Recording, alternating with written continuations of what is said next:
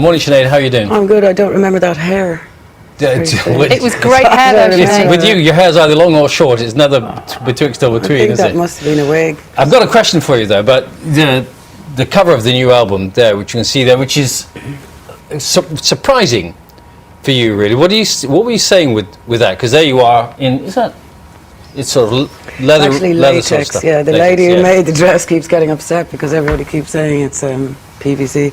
Really, it was just publicity, to be honest. I knew that nobody had ever seen me looking like a female, do you know what I mean? Nobody ever saw me really looking like a girl, so I knew it wasn't meant to be the album cover, but I knew if I put out a couple of shots with hair and a dress and everything, everybody would run them and they'd have to talk about the album, you know. But the album's not a blues album, just to clear up a misunderstanding.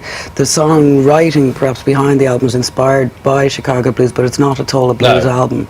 It's more that I spent the last 2.5 years really listening to a lot of Chicago blues and watching a lot of what the guys had to say about songwriting. In particular, there's a guy called Willie Dixon who wrote nearly every blues song that you can think of. Also Chuck Berry and a couple of people like that, Buddy Guy also. They kind of left songwriting lessons, and the thing is, everything we know as rock and roll came from blues. So if you can get the kind of blues pattern of songwriting into your head, you can translate that to any style of music. So that's pretty much what I hope I've done. So it's a pop rock record. It doesn't sound remotely blues, but perhaps the style of songwriting is inspired by how does that happen? How do you, because it does sound more poppy, doesn't it? Yeah. How do you get to that from those roots? It's really easy peasy. I mean, the thing is that really, you know, genuinely all what we know as rock and pop music came from blues. When you trace it back, its history came from blues, and in its time, blues was pretty much like rap, insofar as it had the same format, which meant anybody could write a song. It wasn't too complicated. It was 12 bars. You had 3 verses. The first 3 lines were the same. The last line was different. You had a bridge, so anybody could do it, you know. But yeah, when you trace back rock and pop, you end up back at blues. So it's really, it's very.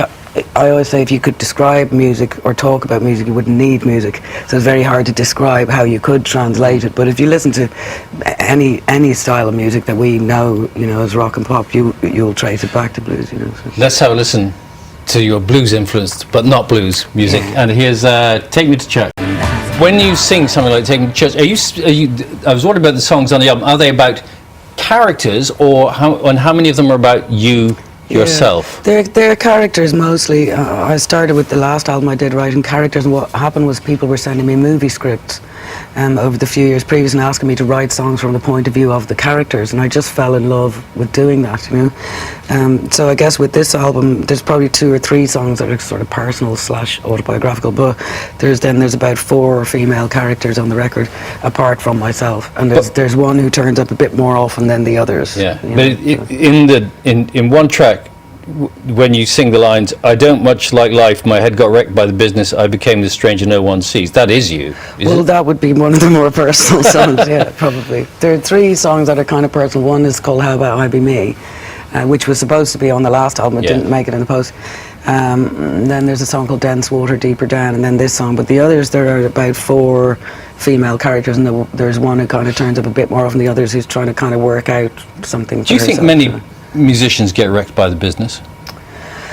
I think it can be, I suppose like any job, it has hazards, do you know what I mean? And it can take a while to get used to the hazards, put it that way, you know, so it can be a little bit of a head wreck, you know. I'm sure probably you deal with something similar yourself, you know, and maybe not quite so extreme, but there are hazards around being well known, perhaps. Do you know what I mean? I don't know on what scale they are when you're doing what you're doing for a living, but there are hazards around how you're perceived, or whether or not it's perhaps isolating that you're well known, or, you know what I mean, whether people will want to hang out with you for the right reasons, stuff like that. You talk about perception. One of the things that I'm fascinated by, Bill touched on it, you know, how you look on the album cover, how you look in that video.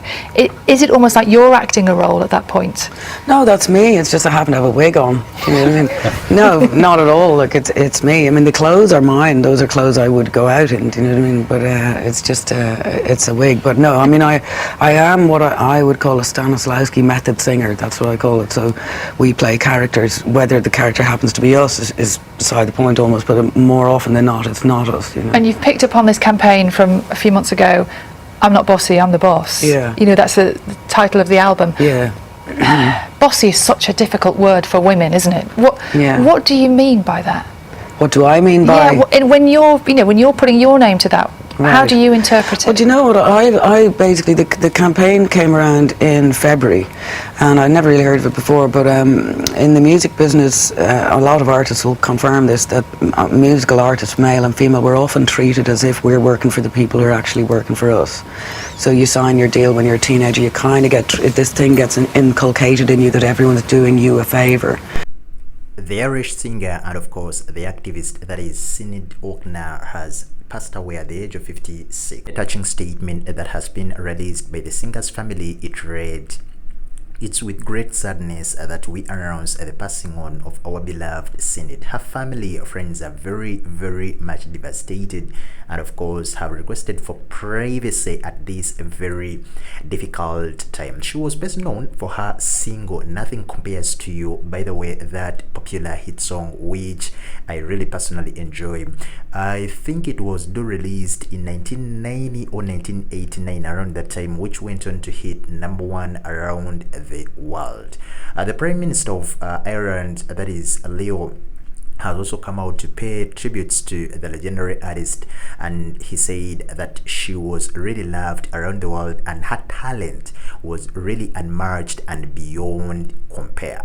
The singer was outspoken, of course, with regards to the social and political views, and of course she had released close to 10 albums during her life. O'Connor's first album was, I don't think, in 1987, that was The Lion and Cobra, entering the top 40 hits in the UK and of course the US. We all know just last year the lady lost the 17-year-old son, that was Shane, who passed on last year. And writing on social media following his death, she said he had decided to end his earthly struggle and requested for and no one follows his example. Converting to Islam, that was in 2018, she changed her name to Shuhada but continued to perform under her birth name. In 1992, one of the most notable events of her career took place when she ripped up the picture of the Pope, and of course she was really talented.